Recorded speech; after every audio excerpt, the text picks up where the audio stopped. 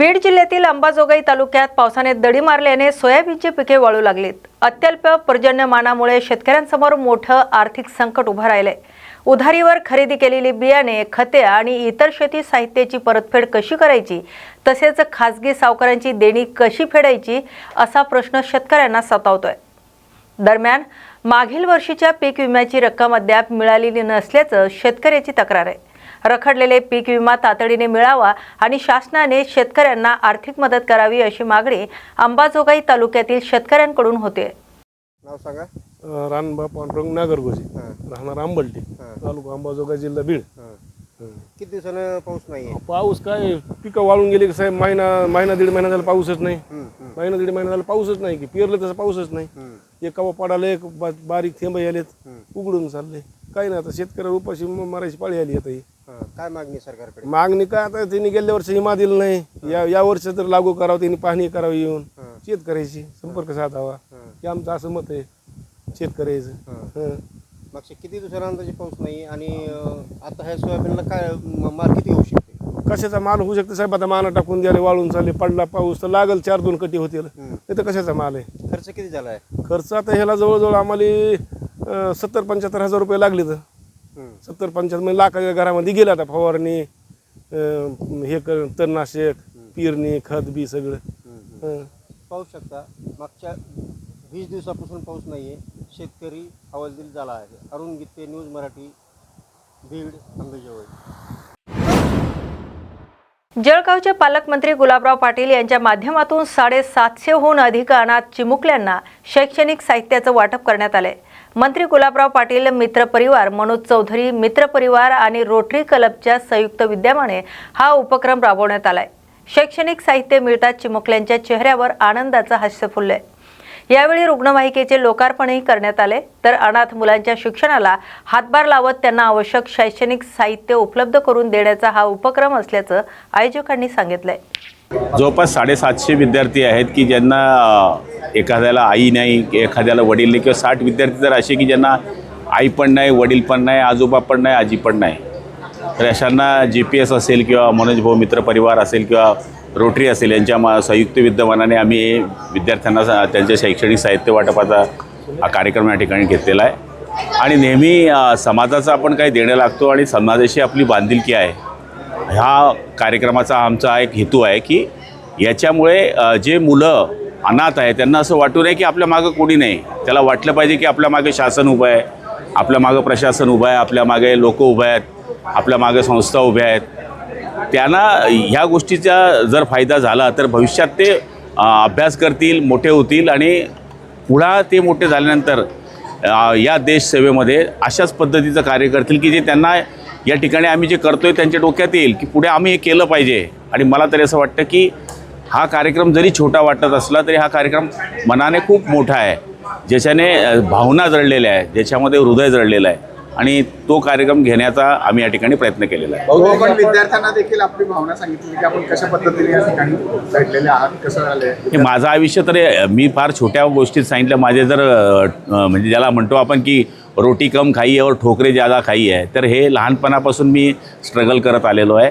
आणि माझं नशीब असेल की मी ह्या क्षेत्रामध्ये आलो, नाही तर ह्या क्षेत्रामध्ये मला येणं मुश्किल होतं, कारण हे क्षेत्र माझं नव्हतं। माझं क्षेत्र होतं शिकणे आणि कुठेतरी एक छोटीशी नोकरी आणि छोकरी, हेच आपलं स्वप्न होतं। पण योगायोगाने ह्या समाजसेवेच्या ब्रीदमध्ये आल्यामुळे या क्षेत्रामध्ये मी येऊ शकलो आणि आता मी त्याचा पुरेपूर फायदा घेतो आहे की मी काहीतरी केलं पाहिजे।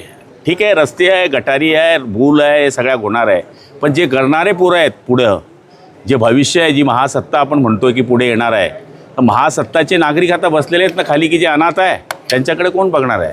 मातृछत्र हरपल्यानंतर एक प्रेरणा तुम्ही त्यानंतर घेतली आणि विद्यार्थ्यांपर्यंत पोहोचण्याचं साहजिक आहे। मला ती कळली नाही की आई कशी असते, कारण की मला जी आई मिळाली दुसरी, तिच्यामुळे मला कळलं नाही। पण ज्यांना नसेल त्यांचं काय असेल? मी अजूनही आज माझ्या आईचा फोटो पाहतो, मला नाही मिळत, कारण की त्या काळात फोटो सिस्टीम नव्हती आणि होती तर आजोबांची तशी परिस्थिती नव्हती। माझे आजोबा कीर्तन करायचे तर पायी जायचे, 50 पैशात कीर्तन करायचे, ते काय माझ्या आईला बघतील। पण ह्या भावना मनात ठेवायच्या असतात। हे मी कधीच प्रगट केलं नव्हतं आजपर्यंत कुठल्याच भाषणात, पण आज हा कार्यक्रम होता म्हणून मी हे मांडलं। प्रत्येकाच सुखी माणसाच्या मागे कुठेतरी एक दुःख लपलेलं आहे, पण ते दुःख दुसऱ्याला होऊ नये याची जर त्यांनी काळजी घेतली तर तो खरा माणूस आहे. भाऊ, तुम्ही खंत व्यक्त केलेली आहे. समाजसेवा करण्याची मानसिकता प्रत्येकाच्या मनात असते, मात्र करण्याची दानत असली पाहिजे ना, बिलकुल असली पाहिजे. तुमच्या ताटात 2 पोळ्या आहे, समोर एक भुकेला आहे आणि तुमची भूकच 1 पोळीची आहे, तर साहजिक ती दुसऱ्याला दिली पाहिजे. याला म्हणता मानववृत्ती.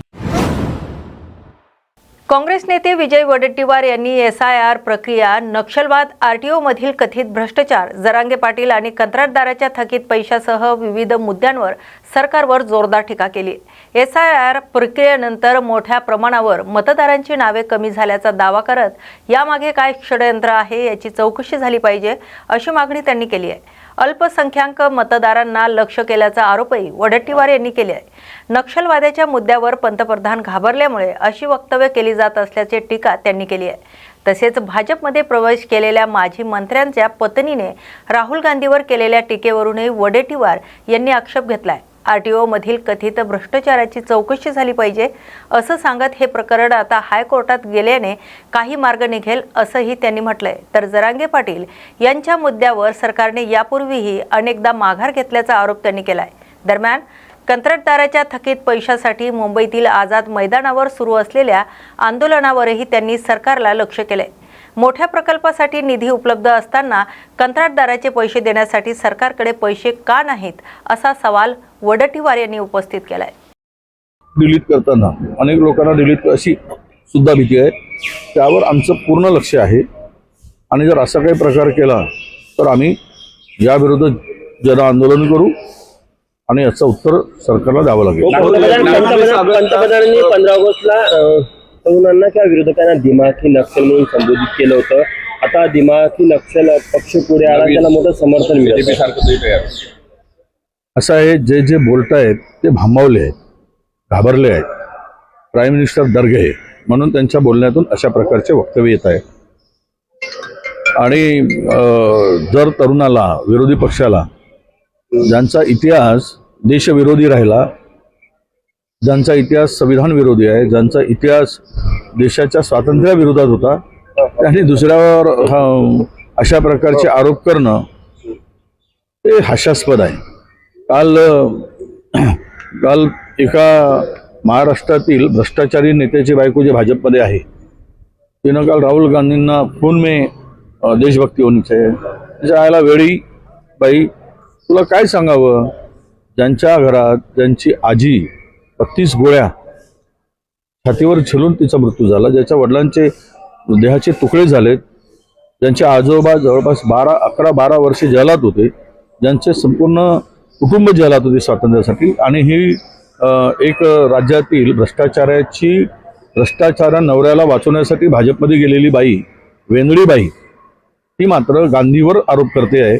जिथे म्हणजे सूर्याकडे थुंकून बघण्याचा प्रयत्न आहे, तिच्या तोंडावरच आज सगळी थुंकी पडणार आहे. म्हणून अशा प्रकारची गांधी घराण्यावर आरोप करणं, कुटुंबावर आरोप करणं, विरोधकावर आरोप करणं, प्राईम मिनिस्टरचे जे आरोप आहे हे हास्यास्पद आहे. देशाने याला पुन्हा लोकांना रस्त्यावर उतरण्यासाठी प्राईम मिनिस्टर मजबूर करतायत काय असे वक्तव्य करून अशा प्रकारचं वातावरण देशभरात आहे. RTO कार्यालयात एक अवैध वसुली आणि या संदर्भातली याचिका, जनहित याचिका म्हणून नागपूर हायकोर्टानं मंजूर केली आहे. कसं पाहता तुम्ही? नाही, याच्यामध्ये खूप मोठा भ्रष्टाचार आहे, गैरप्रकार आहे. याची चौकशी झालीच पाहिजे. SIT नेमली आहे, SITची SOP ठरली आहे आणि त्यातून हे सगळे प्रकार उघडकीस येईलच.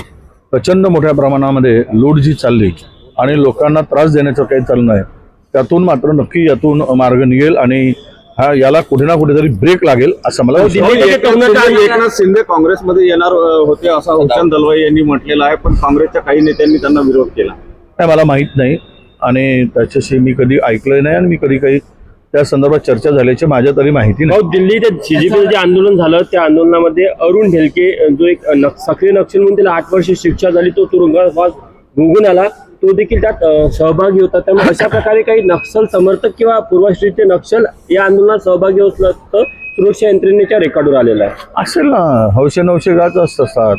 तर शिक्षा झाली, तो बाहेर आला, शिक्षा भोगून आला, सुधारला असेल. खून केला माणूस, एखाद्याचा खून झाला असेल रागाच्या भरात किंवा खून केला असेल.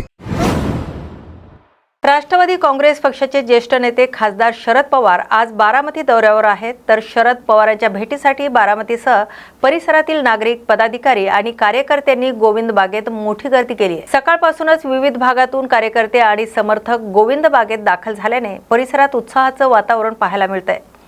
शरद पवार यांनी गोविंद बागेत आलेल्या नागरिकांची आणि कार्यकर्त्यांची प्रत्यक्ष भेट घेत त्यांच्याशी संवाद साधलाय. यावेळी खासदार सुप्रिया सुळे यांनी युगेंद्र पवार यांची उपस्थिती होती. दरम्यान शरद पवार हे ॲग्रिकल्चर डेव्हलपमेंट ट्रस्टच्या महत्त्वाच्या बैठकीला उपस्थित राहणार असून या बैठकीला खासदार सुप्रिया सुळे यांचीही प्रमुख उपस्थिती असणार आहे. सांगली जिल्ह्यातील कामेरी येथे प्रस्तावित शक्तीपीठ महामार्गाला ग्रामस्थ आणि महिलांनी तीव्र विरोध केलाय. शक्तीपीठ महामार्ग रद्द झालाच पाहिजे अशी ठाम भूमिका घेत नागरिकांनी शासनाविरोधात संताप व्यक्त केलाय. प्रस्तावित महामार्गामुळे सुपीक शेतजमिनी आणि बागायती क्षेत्र बाधित होऊन अनेक कुटुंबाच्या उपजीविकेचा प्रश्न निर्माण होईल अशी भीती ग्रामस्थांनी व्यक्त केली. विकासाच्या नावाखाली शेतकऱ्यांच्या जमिनी घेण्यास विरोध असल्याचं नागरिकांनी सांगितलंय. महिलांनीही आक्रमक भूमिका घेत शेतकऱ्यांचं नुकसान करून शक्तीपीठ महामार्ग नको असा इशारा दिलाय. शासनाने शेतकरी आणि नागरिकांच्या भावना लक्षात घेऊन महामार्गाचा प्रस्ताव तातडीने रद्द करावा, अन्यथा आंदोलन अधिक तीव्र करण्यात येईल असा इशारा कामेरी येथील ग्रामस्थांनी दिलाय. मी मुंबईहून खास या मोर्चासाठीच आलेलो आहे, कारण का हा जो ग्रुप आहे शक्तीपीठ रद्दचा, त्या ग्रुपवरती मी आहे आणि इथले काय घडामोडी जे नेहमी दररोजच्या तुमच्या मीटिंग हे ते होतात त्याची मला त्या ग्रुपमुळे सगळी माहिती मिळते. आणि गेल्या हप्त्यामध्ये तुमचा हा मेसेज ग्रुपवरती होता. ते ग्रुपवरती मेसेज वाचल्यानंतर मी तारीख वाचली, टायमिंग वाचलं, त्या पद्धतीने मी माझं गामेरीला यायचं मी नियोजन त्या पद्धतीने केलेलं.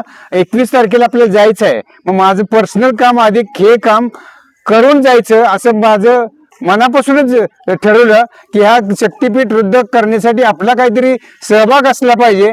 आणि हा माझ्या समाजाची जमीन जवळजवळ 80 एकर टोटल जमीन आहे. त्या जमिनीमधून जवळजवळ 68 एकर जमीन ही बाधित होणार आहे, म्हणजे त्या रस्त्यामध्ये जाणार आहे. तरी पण जर असं ऍक्टिव्हिटी होत असेल तर आमच्या समाजाचं मॅक्झिमम नुकसान आहे.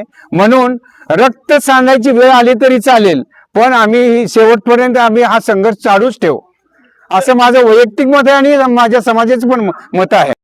शक्तीपीठ हे रद्द करा, कारण माझ्या शेतातून तुम्ही रस्ता काढता. आम्ही ह्या वयात कुठं जायचं आणि काय खायचं ह्यासाठी आम्ही लढा करणार आहोत आणि तुम्हाला त्यावेळेला मी अडवणार आहोत. आम्ही सर्व स्त्रिया मिळून.